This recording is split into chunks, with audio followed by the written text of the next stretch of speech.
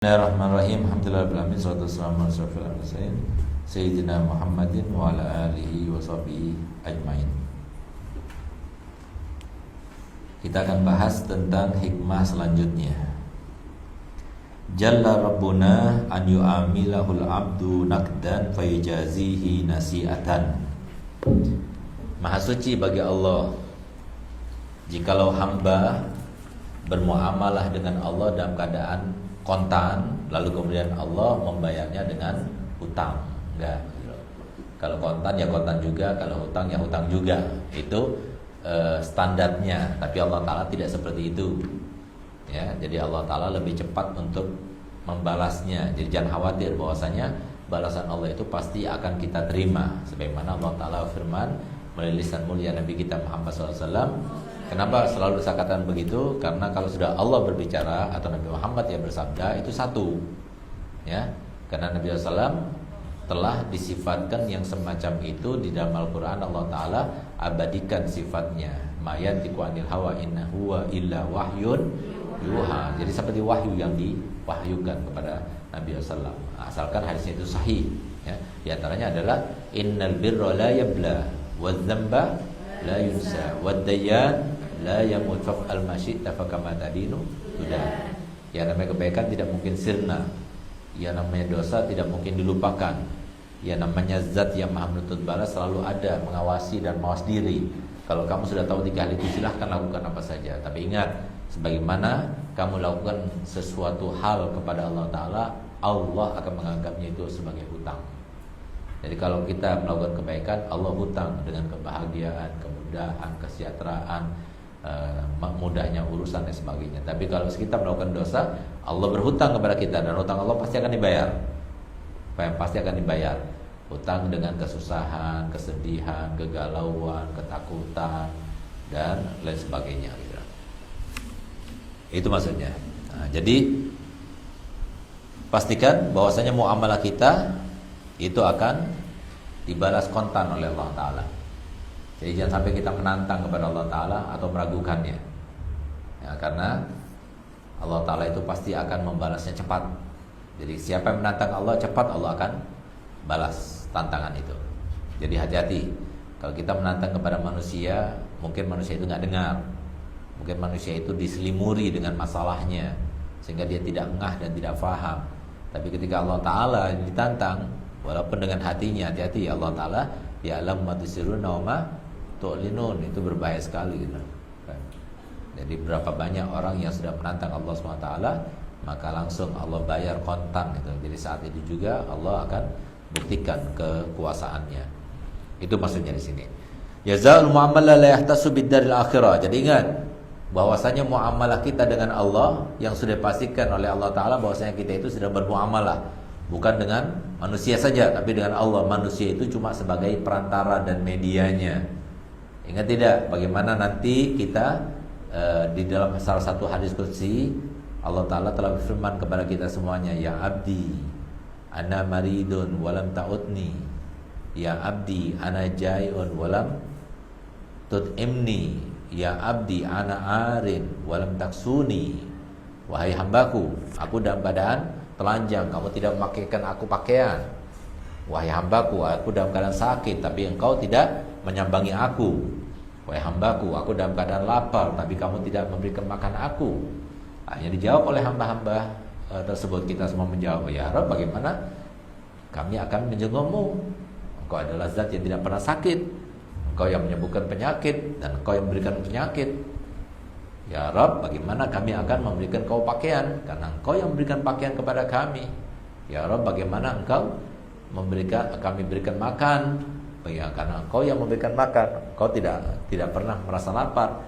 Maka kemudian Allah Ta'ala menjawab, marido fulan walam ta'udhu. Marido abdi walam ta'udhu. Jadi hambaku dia dalam keadaan sakit, kamu tidak menjenguknya. Jadi rubah-rubah, nanti hanya berubah lagi akhirnya. Jangan rubah-rubah. Kalau sudah enak, tidak usah dirubah. Itu terlalu keras, kecilin lagi. Jangan dirubah, itu mengganggu mandat itu. Udah, saya bilangkan dari awal, jangan pernah rubah. Kalau udah enak, udah biarin aja. Yang nggak dengar salah sendiri di belakang. Maju aja ke depan. Paham? Jadi hamba itu berkata, ya Rabb, bagaimana itu mungkin itu akan terjadi gitu? Karena Engkau yang maha segala-galanya. Nah, maka dijawab oleh Allah Ta'ala, telah sakit hambaku, kau tidak menyembuhnya. Telah lapar hambaku, kau tidak memberi makan dia. Telah telanjang, dia tidak punya pakaian, hambaku, kau tidak berikan pakaian dia gitu. Jadi artinya muamalah kita itu bersama Allah. Apapun yang kita lakukan, Allah akan membalasnya. Sedangkan pembalasan manusia itu tidak ada apa-apanya. Pembalasan Allah itulah yang sebenarnya. Kecilin lagi, ehonya itu besar itu, kecilin. Jangan dulu berubah itu, nggak enak dengarnya. Paham? Nah, jadi seperti itu. Baru bama atharul haqqu ta'ala minhu li ba'di awliyah fi dunya an muzajan yahmiluhum 'ala al-ijtihad fil amal wa yatahaqqaquna bihi wujudu qubuliha fi kulli al-ahwal wa dzalika li 'azimi karamihi wa 'amimi fadlihi jalla wa 'ala. Nah, jadi bahkan ujian Allah Ta'ala kepada hambanya ini, Allah menampakkan sesuatu yang menurut manusia, itu sesuatu yang negatif. Ya, sesuatu yang negatif, gak pantas kepada seorang yang soleh. Atau ini sesuatu yang positif, gak pantas itu terjadi kepada seorang yang fasik. Tapi kenapa bisa terjadi? Nah, jadi kita gak tahu apa dibalik kejadian itu. Nah, ternyata dibalik kejadian itu ada sesuatu yang disimpan Allah Ta'ala. Sesuai dengan apa yang disampaikan oleh Allah Ta'ala di dalam kejadian-kejadian sebelumnya.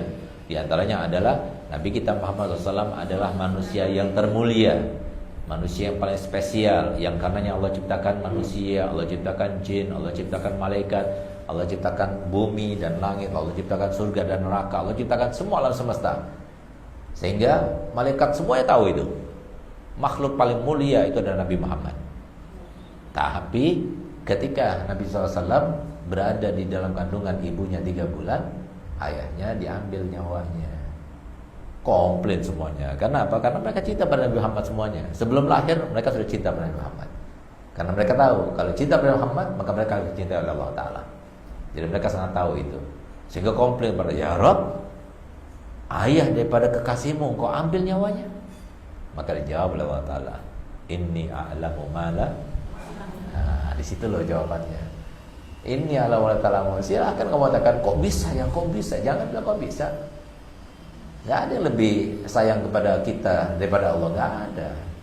Cuma Allah memberikan yang semacam itu karena suatu hikmah. Kita gak tahu. Jangan diukur hikmahnya Allah dengan ilmu kita yang begitu sempit, terbatas gitu. Tapi kembalikan pada Allah. Makanya sebaik-baik solusi yang terjadi pada kita maupun orang lain, yang terkait dengan kita maupun orang lain, itu adalah pasrah dan tawakal kepada Allah. Udah pasrah kepada Allah. Nanti gak bisa mikirkan, anak gak nutuk saat gak nutuk. Udah gak nutuk, serahkan Allah. Allah yang berkehendak, Allah yang menakdirkan. Kamu sama Allah lebih sayang mana sama dia? Lebih sayang Allah, ya sudah serahkan Allah. Allah lebih tahu, Allah yang menakdirkan. Allah zatnya maha profesional. Itu artinya wa may tawakkal 'ala Allah fa huwa hasbuh. Udah kembalikan kepada Allah Ta'ala. Enjoy aja. Enggak usah diperberat. Enggak usah pikirkan sesuatu yang enggak harusnya dipikirkan. Jadi akhirnya kacau kamu. Jadi stres akhirnya. Karena apa? Enggak harus dipikirkan. Siapa yang nyuruh? Kamu harus memikirkan setiap kejadian yang kamu lihat, yang kamu saksikan, yang kamu dengar. Ada hadisnya? Ada hadisnya. Makanya yang ada itu adalah perkataan Allah, man balan nas mata. Orang yang mempedulikan setiap kata orang, akhirnya matinya sumpek. Serahkan pada Allah. Serahkan pada Allah. Allah punya hikmah di situ. Kenapa begini? Kenapa begitu? Mungkin ini ujian bagi fulan, mungkin ujian bagi dia, mungkin ujian bagi anak. Semuanya kayak begitu. Husnudon pada Allah, husnudon pada manusia. Jadi yang pasti adalah orang yang sabar menjalani apa yang ditentukan Allah, yang disengaja. Gak ada yang gak disengaja sama Allah Ta'ala, semua disengaja. Wajah kamu cantik ataupun gak cantik atau setengah cantik, Allah yang berkehendak kan? Terima. Hidung kamu pesek, gak pesek, atau mancung atau setengah mancung, itu Allah kan berkehendak, terima. Nah, tapi jangan kamu katakan, Ustaz anak ngantuan, Ustaz. Nah, berarti Allah yang berkehendak itu ya, ente sendiri yang berkehendak itu. Jangan terima, dilawan. Nah, bagi tempat semacam ini ngantuk, itu tanda-tanda munafik itu namanya itu. Atau kurang vitaminnya atau banyak masalahnya gitu. Siadel loh. Harus dilawan. La turil adiqatu zulan, jangan kamu tampakkan bagi musuh, bagi teman. bagi sahabat, jangan tampakkan kekurangan kita. Jadi kalau ada kekurangan kita tutupi. Jadi jangan tampakkan semacam itu. Tapi sesuatu yang kita tidak bisa dengan ikhtiar kita, jangan kamu paksakan untuk memikirkan bagaimana solusinya. Itu semuanya di tangan Allah, serahkan pada Allah. Dan nggak usah dipaksain gitu. Kenapa ya wajah saya ini kirut-kirut, sudah umur 60 masih tanya kenapa? Umur 60 ya sudah kirut-kirut sudah. Kenapa bibir saya kok 2 tambah tua tambah 2 ya? Udah tua. Nah, terus mau gimana? Semuanya sudah organ sudah lemah gitu. Ya udah tidak usah dipikirkan, sampai dipikirkan tambah banyak ubannya, tambah banyak gigi yang lepas. Jadi ya sesuatu yang nggak perlu dipikirkan nggak usah dipikirkan. Tapi sesuatu yang bisa kita usahakan dan kita upayakan silahkan diusahakan, diupayakan. Tapi yang sesuatu yang nggak usah diusahakan. Jadi jangan masuk ke ranahnya Allah, kan? Jangan masuk kepada ranahnya Allah Ta'ala. Allah Ta'ala sudah menyatakan itu. Rasanya ada dalam Quran, ada. Allah Ta'ala firman, la yukallifullahu nafsan illa. Kalian nggak mampu. Terkait sama kalian sendiri nggak mampu. Ente pengen kurus kan? Tapi sekarang nggak kurus berapa tahun udah. Nah itu aja nggak mampu, apalagi yang lainnya mau ngurusi. Kenapa sih fulan begini? Kenapa coba? Itu di luar kemampuan ente. Serahkan sama Allah, minta sama Allah, doa ya Allah, ini fulan begini-begini ya Allah, anak pengen jodoh, anak kena, gitu aja udah. Serahkan pada Allah, pasrah pada Allah. Itu sendiri urusan itu sendiri enggak kelam, sampai sekarang enggak selesai. Dia bikin PR, kasih tahu sama gurunya enggak ngerti juga, heran. Nah, itu urusan ente. Enggak kelar, apalagi urusan orang lain. Jadi enggak usah paksain, ya. Jadi waktu ini terus berlalu, ya. Jadi jangan urus diri kita sendiri dulu. Urus diri kita sendiri. Urusan orang lain selama kita bisa bantu, kita bantu sekedarnya. Setelahnya, selebihnya, selepas itu kita serahkan pada Allah. Kayak fatakallah. Faqul hasbiyallah. Itu aja. Faqul hasbiyallah. Alladzi la ilaha illa alaihi tawakkaltu wa huwa rabbul arsyil azim. Itu aja sudah. Jadi enggak usah dipaksain. Jadi kita tahu jawabannya, harus kita begini, nggak usah gitu. Udah serahkan pada Allah Ta'ala gitu. Kok bisa ya anaknya baik tapi dia kayak begitu? Nggak bisa gitu. Ambil satu contoh nih, Imam Bukhari. Ustaz waktu dengar ceritanya itu, Ustaz sampai neteskan air mata, nangis, sedih banget itu. Imam Bukhari yang kita baca di bulan Rajab ini, hadis Bukharinya, hadis paling kuat, hadis paling sahih. Tapi lihat bagaimana di akhir umurnya dia itu mubtala. Dia diuji Allah Ta'ala dengan ujian yang sangat berat. Di mana gara-garanya dia itu dipanggil oleh raja, dikirim utusan oleh raja kepadanya untuk dia datang ke istana mengajari anak-anaknya. Maka dia bilang kalau memang anak-anaknya mau belajar sudah datang ke rumah. Ngapain saya datang ke istana? Al ilmu ya'ti wala yu'ta. Al ilmu yu'ta wala ya'ti. Ilmu itu didatangi, jangan mendatangi. Kalau ingin kamu dapat ilmu, ya kamu datang. Bukan kamu yang didatangi, tapi kamu datang kepada orang yang punya ilmu. Gitu. Marah raja itu. Sehingga apa? Saat itu juga diperintahkan untuk keluar dari rumahnya, diusir dari rumahnya. Rumahnya sendiri, dia bangun sendiri, bukan raja yang bangun, tapi dia sendiri yang bangun. Sehingga dia bilang, tunggu, saya besok aku rapikan dulu kitab-kitabku. Enggak boleh, harus keluar juga, sekarang juga. Dengan didorong-dorong, didesak-desak dan sebagainya. Ini Imam Bukhari, muridnya nggak bisa apa-apa. Dibalik di depannya kekuasaan, mau bilang apa dia? Mau dibunuh juga, hanya dia pelan, ya biarin dia keluar. Dia keluar. Begitu saat dia keluar ke Samarkand, ketika mendengar bahwasanya Imam Bukhari mau datang ke Samarkandi, maka mereka semuanya keluar menyambut Imam Bukhari. Di sana baru 3 hari sudah diusir lagi oleh penguasa di sana. Lalu pulang lagi ke suatu tempat, hanya begitu juga sampai akhirnya pergi ke kerabatnya. Baru dia masuk, diikuti oleh tentara yang juga suruh keluar juga, dan itu kebetulan pas malam Lebaran Idul Fitri. Sehingga karena dioyok-oyok terus, dihadang-hadang terus, dikeluarkan terus, diusir-usir terus, akhirnya dia kecapean. Sampai keluar dari desa itu, dari tempatnya dia kerabat, karena dia itu langsung keluar, sempat makan saja enggak. Kasih minum saja nggak sempat diminum karena dia diusir-usir. Akhirnya dia bersama muridnya saja berdoa. Ketika dia keluar dari desa tempat kerabatnya itu, dia merasa kelelahan. Hanya dia minggir sebentar, habis itu Dia tidur, begitu dia tidur dibangun lagi, nggak bangun lagi, meninggal lah. Kok bisa? Ini Imam Bukhari yang habis umurnya untuk menyelamatkan hadis-hadisnya Nabi. Kok bisa di akhir umurnya seperti itu? Kok bisa begitu? Itu urusan Allah. Allah ingin mengangkat derajatnya. Kita nggak ada. Jadi jangan usah saya tanya kalau urusan Allah Taala, nggak saya tanya. Sayyidina Zakaria alaihissalam kurang apa dia? Akhir umurnya digergaji. Seorang nabi, seorang rasul gergaji. Kenapa Allah nggak mampu Allah untuk membuat mati itu semua gergaji semua mati semuanya? Biar tahu diazab oleh Allah Taala. Apa nggak mampu Allah Taala? Mampu. Tapi kenapa Allah Taala seperti itu? Jadi itu kehendak Allah. Jadi jangan usah ditanyakan. Jadi Allah akan mempertanyakan apa yang kamu lakukan, tapi jangan kamu mempertanyakan apa yang dilakukan oleh Allah Taala. Tapi yang pasti silahkan kamu lakukan. Tapi apapun yang kamu lakukan itu muamalah kamu kepada Allah, dan Allah pasti akan membayarnya kontan. Jadi silahkan. Jadi kalau kamu melakukan kebaikan setelah ini, berarti kalian menghormati Allah Ta'ala, memuliakan Allah Ta'ala, mengakui diri kalian sebagai hamba Allah Ta'ala. Tapi setelah ini kalian melakukan keburukan, dosa dan sebagainya, berarti kalian menantang Allah. Mau dapat muamalah Allah Ta'ala yang spontan itu ya silahkan, tinggal tunggu waktunya saja.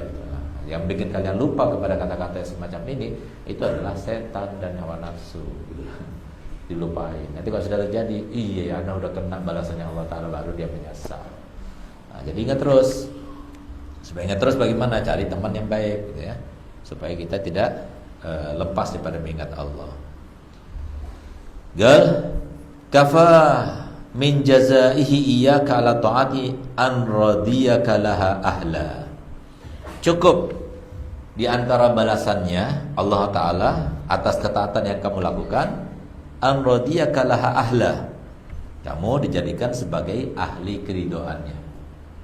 Siapa ahli keridhaannya? Kalau kita mau melaksanakan sholat 5 waktu, kalau mau kita berjujur dan amanah, kalau mau kita berada di dalam jalannya, tidak keluar daripada syariatnya, berarti kita berada di kategori, di jalur orang-orang diridhoinya. Itu cukup sudah.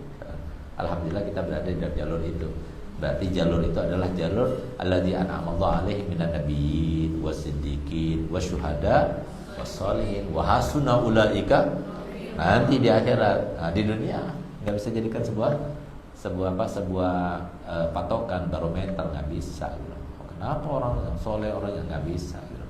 Tapi yang pasti orang soleh tetap akan kekal sebutannya. Ingat raja yang mengusir Imam Bukhari, ingat siapa namanya? Nggak ingat, disebut pun nggak pernah. Imam Bukhari sebut sampai sekarang tetap disebut, itulah kebaikan.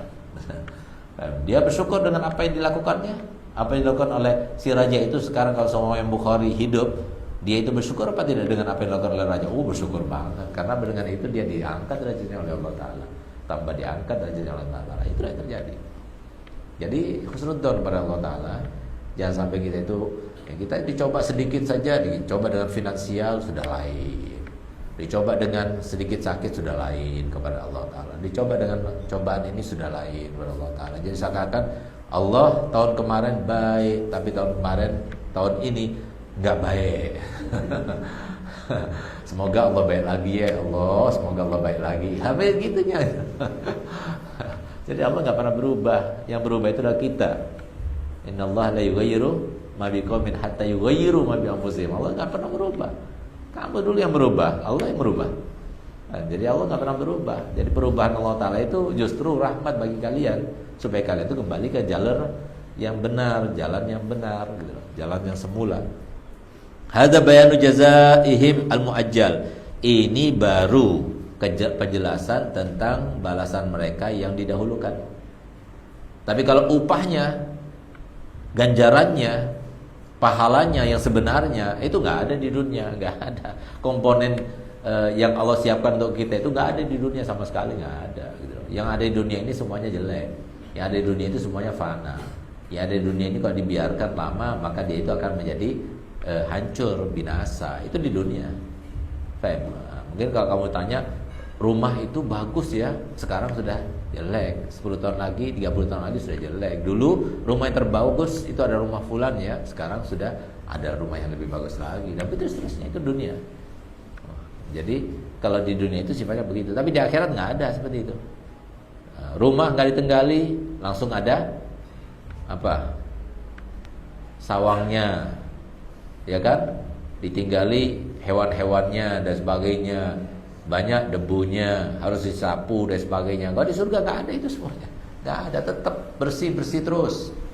Nggak ada kemudian harus manggil tukang untuk diperbaiki karena apa, bocor gitu, nggak ada. Kamar mandi nggak ada, sisir nggak ada, minyak wangi nggak ada, nggak perlu kita beli minyak wangi LV atau minyak wangi Rif, nggak perlu. Jadi semuanya keringat kamu jadi minyak wangi. Tapi kalau sekarang jangan. Keringatnya Nabi itu minyak wangi, tapi keringat kita enggak gitu. Nah, jadi itu nanti di akhirat. Nah, tapi di dunia semuanya serba nggak enak gitu. Karena apa? Allah tidak menciptakan komponen untuk membahagiakan di dunia, nggak ada. Ingatkan bagaimana Nabi SAW ketika di depan sahabatnya beliau tertawa sendiri, sehingga sahabatnya bertanya-tanya kenapa Nabi SAW tertawa sendiri itu. Akhirnya dijawab oleh Nabi SAW, aku tertawa sendiri